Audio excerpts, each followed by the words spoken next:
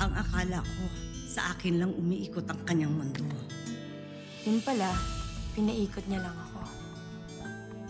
Pero paano mo nga ba mapipigilan ang pagtibok ng iyong puso? Galing kami sa isang sinapupunan. Pero magkaibang dugo ang dumadaloy sa amin.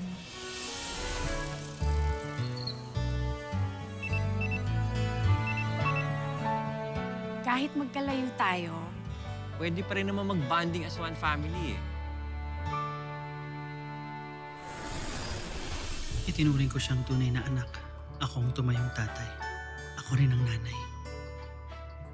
Pero babawiin lang pala siya ng mga tunay na magulang.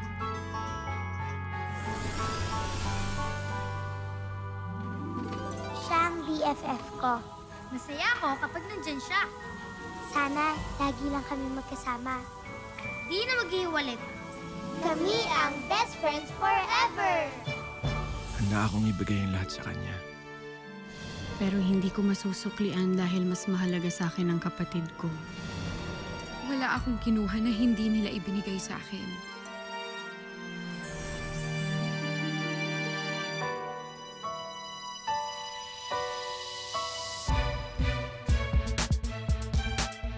Ito ang Marian Rivera na hindi niyo pa nakikita.